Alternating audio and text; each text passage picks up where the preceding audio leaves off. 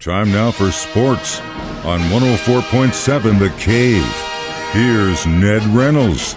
Mike, the intern, Ned Reynolds, in the studio on a Thursday morning. I'm running out of things to do to make him laugh. Some days I got to come in here, I juggle some stuff and pretend to be a clown. That kind of gets him laughing, but that doesn't really work anymore. I know there's only one thing that's just gonna flip your mood, and that's when Major League Baseball says, "Hey, we're done. We're good." But you think we're gonna hear that this week? I doubt it very much. Not for a couple days anyway. Although there are probably some secret, private phone calls going on. But in all honesty, Mike, and this is really irreverent for a news or sports broadcaster to say, "I don't give a damn." They have pooped in their own Wheaties, as far as I'm concerned, and the whole bunch of them can thrive in poverty. Trying to think of a way to say it without cursing. I can't. It's harder and harder every day. Can't get away with cursing on the air. It's harder and harder every day. Honestly, it's what an insane, senseless, purposeless piece of rubbish that they have imposed on the American public. But we've been all through that. You would think they would learn something over the last 2 years about... They don't give a damn. They don't give a damn. They don't care for us. They don't care for anybody else. If they don't care for us, we don't care for them. You know, I was thinking about that, though. So, like, let's say that, we keep getting pushed back. That's probably going to be a lot better for minor league ball, because that means more minor league games are going to be televised, because why not? There's nothing else. Well, haven't received it yet, but our schedule for games is already intact. These games are sold, of course, to sponsors, and they sell a certain number of them. I don't know what it is this year, but over and above all that's pretty much in concrete. But yeah, the audience will be probably a little bit bigger, since there is no option. I'll tell you, this is probably going to last until mid-April. And the reason I say that is because the owners don't care about the early part of the season. They don't make any money. It's cold. The attendance is down. The TV rebates, they don't begin to come in until mid-April sometime. So all of that figures into what they're doing. It's calculated. Whole thing is calculated on making money, and we don't count. Man, I hope you're not right. I hope you're out. God, dude. Most of the time I have a feeling when you're wrong, but sometimes I have a feeling when you're really right. And you just really dropped a bomb on me with that prediction. All right, let's talk about something else.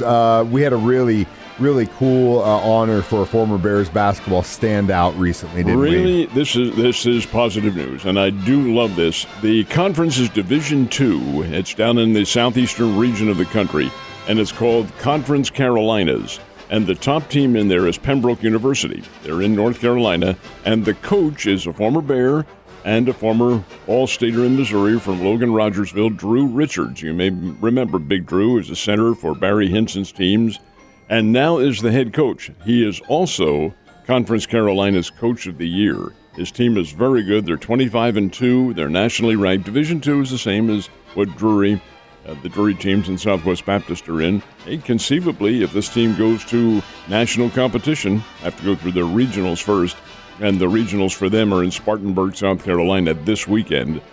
But even if they go to national competition, they could get there. The Nationals, I believe, are in Birmingham, Alabama this year, and who knows, we could have Southwest Baptist there. They're very good. Drury's team's already out of it. But Southwest Baptist could be there, and a number of area teams. Be great to see Drew coaching his team against some of the old area ones. But the bottom line is this. He is the Conference Coach of the Year, and that is pretty doggone good. That's cool that you're still following him and finding out what he's doing. We do have 3 area teams in tournament play as far as basketball is concerned. Who and where are they going to be at? Well, the Drury Lady Panthers begin play this afternoon up at Edwardsville, Illinois. That's where the Great Lakes Valley Conference final tournament of the year is. Drury plays Rockhurst at 2:30. This is the Lady Panthers now. The Lady Bearcats from Southwest Baptist precede Drury. They play at 12 noon, and they're playing Southern Indiana, which is in its last year as a Division II university. They're going D1 next year. The men's team, there's only one from the area, and that's Southwest Baptist. They will play William Jewell tonight at 6 o'clock, also in Edwardsville, Illinois. And the winner of that tournament is an automatic qualifier to the regionals in the NCAA Midwest region. That's where they'll be, but there may be some other teams as well. It's rather convoluted. Then the Missouri Valley Conference Tournament up in St. Louis, which of course is D1, as we all know, opens up tonight. It's the play-in round. The first game's Indiana State versus Illinois State. That's at 6. And then the game we're watching, which is Evansville versus Valparaiso. That's at 8:30, and the winner of that one plays the Bears tomorrow night up at the Enterprise Center in St. Louis. So we'll see what happens. It's a lot of fun. It is a lot of fun, and good luck to those teams, Ned. I'm going to have to think of some more things to make you smile next hour. Ned Reynolds, Mike the intern, back in the studio. Come to find out, I spent all this time putting on clown makeup to make Ned laugh and getting him to think about something else other than baseball, but he hates clowns, and he tried to beat me up anyway. So next thing I'll try is maybe I'll do some stand-up. I don't know. Let's talk about the Missouri Valley Conference basketball tournament. That kicks off tonight, and the Bears are in it, of course. There's going to be a lot of competition. This is a tough conference. The Bears play tomorrow night. They play at 6 o'clock, but they played the winner of one of tonight's games. It is a doubleheader tonight. This is called the play-in round. And the crowd won't be very big up at the Enterprise Center in St. Louis, but still, these are the qualifiers. These are the teams that get in there. First game tonight will match Illinois State and Indiana State. Those are teams number 8 and 9 in the final standings. And then the second game will match the one in which we're particularly interested in, and that will be Evansville and Valparaiso. Valparaiso 7, Evansville 10, and they are a very distant 10. They're not very good at all. That's why I think Valparaiso will probably win. And the winner of that one plays the Bears tomorrow night at 6 o'clock. That's the quarterfinal round of the Missouri Valley Conference Tournament. I think it is essential that the Bears win that game. Go to the next game, which will be Saturday, late Saturday afternoon, early Saturday evening. If they get that far, and I think they will, essential that they win that one. I think the Bears have to get to the championship game of the Valley to entertain any thought of perhaps an at-large berth. It's probably pretty remote. The winner, of course, is automatic. But there may be, depending on records, an at-large berth to the NCAA. We're looking ahead. The Bears have to play well. They can play well. They are quite capable of going up there and winning the whole thing.